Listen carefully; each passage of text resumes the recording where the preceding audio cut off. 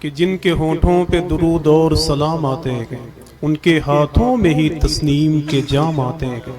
انبیاء اور رسولوں کی امامت کے لیے آج اقصیٰ میں اماموں کے امام آتے ہیں کہ انبیاء اور رسولوں کی امامت کے لیے آج اقصیٰ میں اماموں کے امام آتے ہیں۔ محترم مہتاب وزیر گنجوی کو سننے کا ہم لوگوں نے شرف حاصل کر لیا ہے، اللہ ان کی آواز میں بلندیاں عطا فرمائے۔ سرکار شیخ سمن شہید علیہ رحمت و رضوان کے فیوز و برکات سے اللہ ہم سب کو مالا مال فرمائے۔ اس قبرستان میں جتنے مردے آرام فرمائے اللہ سب کو بخشے ہوئے لوگوں میں شامل فرمائے۔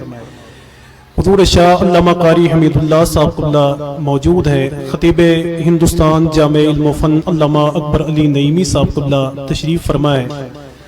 جامع علم و فن علامہ اعجاز صاحب اللہ بیٹھے ہوئے ہیں، علامہ عبدالوحید صاحب اللہ کی موجودگی ہے۔ مجھے ایک بات یاد آئی کہ پڑوسی ملک میں ایک بزرگ تھے، ان کا نام تھا سید محمد قادری۔ قریب ان کے ہاتھوں میں ہاتھ دے کر 25,000 لوگوں نے اسلام کے دامن کو تھاما تھا۔ ایک اخباری نمائندے نے ان سے پوچھا کہ یار یہ بتاؤ کہ سید محمد قادری کیا بڑے خوبصورت ہیں، یا ان کے چہرے میں بڑی جاذبیت ہے کہ لوگ ان کے ہاتھ میں ہاتھ دے کر اسلام کا دامن تھامتے ہیں؟ تو ایک آدمی نے کہا کہ یہ بات تو اپنی جگہ مسلم ہے، اسلام کا دامن تھامنے کی وجہ یہ ہے کہ سید محمد قادری کی زبان سے حضور غوث پاک کا ذکر بڑا اچھا لگتا ہے۔ سید محمد قادری کی زبان سے حضور غوث پاک کا ذکر بڑا اچھا لگتا ہے۔ آج سرکار شیخ سمن شہید کی بارگاہ میں آپ بیٹھے ہوئے ہیں، یہ وہ لوگ ہیں کہ جن کی بارگاہ میں اگر کانٹا بھی آیا تو اللہ نے اسے گلاب میں تبدیل کر دیا، اگر یہاں گونگا بھی آیا تو اللہ نے اسے زبان دے دی۔ سمجھ رہے ہیں آپ؟ ایک عظیم الشان اللہ کے ولی، ان کا نام تھا مالک بن دینار۔ ان کے گھر میں تو چور داخل ہو گئے چوری کرنے کے لیے، بہت تلاش کیا کچھ نہیں پائے، جب جانے لگے تو مالک بن دینار ارشاد فرماتے ہیں چوروں سے کہ اگر میرے گھر سے تمہیں دنیا نہ مل سکی تو کم سے کم دین ہی لیتے جاؤ۔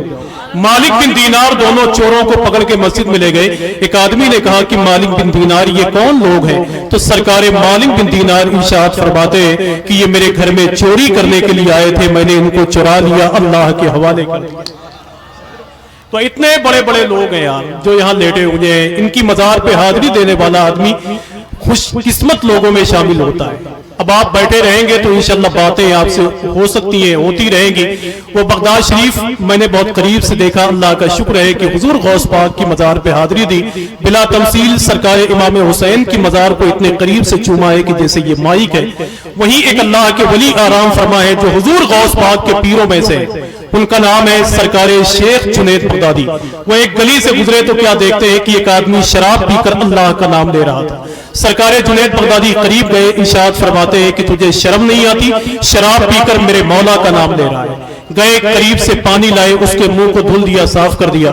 جب جنید بغدادی فجر کی نماز پڑھنے کے لیے مسجد میں پہنچے تو کیا دیکھتے ہیں کہ پہلی والی جماعت میں وہی شرابی بیٹھا ہوا۔ جنید بغدادی ارشاد فرماتے ہیں تو کہاں سے آ گیا؟ تو مسجد کے در و دیوار سے آواز آ رہی تھی کہ جنید تو نے اس کا منہ دھلا تھا، میں نے اس کا دل صاف کر دیا ہے۔ تو یہاں آئیں گے تو ان کا فیضان آپ کو ملے گا۔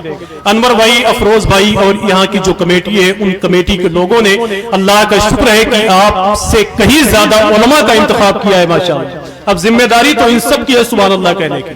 یہ دائنی طرف اور بائیں طرف جتنے لوگ بیٹھے ہوئے ہیں میری جماعت کے علماء اور آپ جیسے نیک لوگ اگر سب مل کے بولیں گے تو یہی محفل انشاءاللہ ایک کامیاب محفل میں تبدیل ہو جائے گی۔ ایک صاحب نے شادی کر لی، 2-2.5 سال کے بعد انہوں نے دوسری شادی کر لی۔ ایک آدمی نے کہا پہلی شادی کر چکے تھے، پھر دوسری کرنے کی ضرورت کیا تھی؟ اس نے کہا پہلی والی بیوی مارتی بہت تھی، اس لیے ہم نے دوسری شادی کر لی کہ وہ مارے گی تب یہ چھڑائے گی۔ کہا کیا ہوا؟ کہا وہ پکڑتی ہے تب یہ مارتی ہے۔ تو یہ دائنی اور بائیں طرف جتنے لوگ بیٹھے ہوئے ہیں بس ان کی محبتیں چاہتا ہوں۔ بہت پرانا ایک شعر پڑھتا ہوں، دیکھیں بھائی دعائیں چاہتا ہوں۔ آپ مسکراتے اتنا اچھا ہیں، اگر آپ ہنسیں گے تو پھر کیا حشر ہوگا۔ دعائیں چاہتا ہوں ماشاءاللہ کہ پھیلا ہوا ہے نور کا جلوہ کہاں کہاں۔ دیکھیں ایک ایک آدمی سبحان اللہ کہے، بس وہ ایک آدمی کون ہے؟ ہر شخص یہ تصور کرے کہ وہ میں جہاں بیٹھا ہوں بہت محنت کے بعد لوگ یہاں بیٹھتے ہیں کہ پھیلا ہوا ہے نور کا جلوہ کہاں کہاں۔ دعائیں چاہتا ہوں کہ پھیلا ہوا ہے نور کا جلوہ کہاں کہاں، یعنی جمال گنبد خضرا کہاں کہاں۔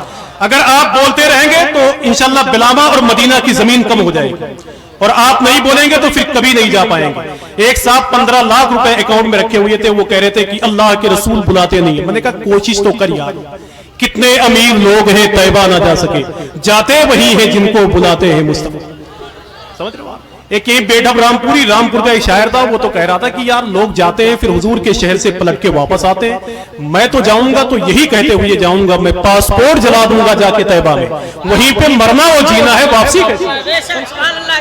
وہ سرکار محدث اعظم تک چوچا کے وہ تشریف لے گئے مدینہ شریف، جب واپس ہونے لگے تو مسکرانے لگے۔ ایک آدمی نے محدث اعظم سے کہا کہ حضور جب لوگ مدینہ چھوڑتے ہیں تو روتے ہیں، میں نے آپ کو دیکھا ہے کہ مدینے سے جا رہے ہیں تو مسکرا رہے ہیں۔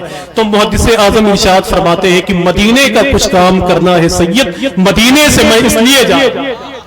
علامہ قاری حمید اللہ صاحب اللہ نے ارشاد فرمایا تھا کہ آپ کے گاؤں کا وہ بچہ ہے جو پورے ہندوستان میں نظامت کرنے کے لیے بلایا جاتا ہے، تو کم سے کم اسی کو پکڑ لو، بس آپ کے پکڑائے ہوئے یہاں بیٹھا ہوا ہے، ورنہ مجھے باتیں نہیں۔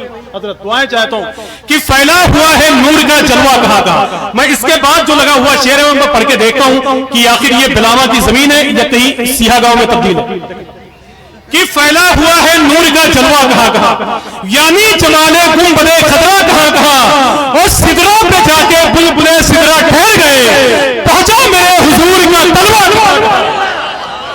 یہ سدرا پہ جا کے بلبلے سدرا ٹھہر گئے، پہنچا میرے حضور کا طلوہ کہاں کہاں۔ بقریدی بھائی اگر آپ زندہ ہو تو آخری شعر کہ پھیلا ہوا ہے نور کا جلوہ کہاں کہاں۔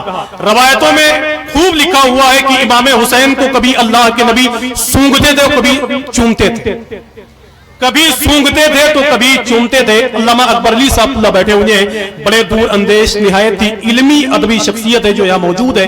ان کی درسگاہ میں لوگ پڑھ کر پیر اور رہنما ہوتے ہیں، ان کی درسگاہ میں لوگ پڑھ کر خطیب اور ناظم ہوتے ہیں، ان کی درسگاہ میں پڑھ کر لوگ شاعر ہوتے ہیں۔ ایک شعر پڑھتے ہیں حضرت، بولتے رہیے ماشاءاللہ، ورنہ امام کبھی کبھی مقتدی ہوتا ہے۔ کہ پھیلا ہوا ہے نور کا جلوہ کہاں کہاں، ذرا ہاتھوں کو اٹھاؤ اور مل کے بولو لبیک یا رسول اللہ۔ اگر ڈرتے ہو تو زندگی میں نہ بولو، اور کھل کے کہو اس ماحول میں کہ نہ میں تحریک چھوڑوں گا، نہ میں قرآن چھوڑوں گا، نہ اس مٹی کو چھوڑوں گا، نہ یہ پہچان چھوڑوں گا، تمہیں کرنی ہے جتنی کوششیں کر لو مٹانے کی، نہ میں اسلام چھوڑا ہوں نہ ہندوستان چھوڑوں گا۔ تو اور ہاتھوں کو اٹھاؤ اور مل کے بولو لبیک یا رسول اللہ، لبیک یا رسول اللہ۔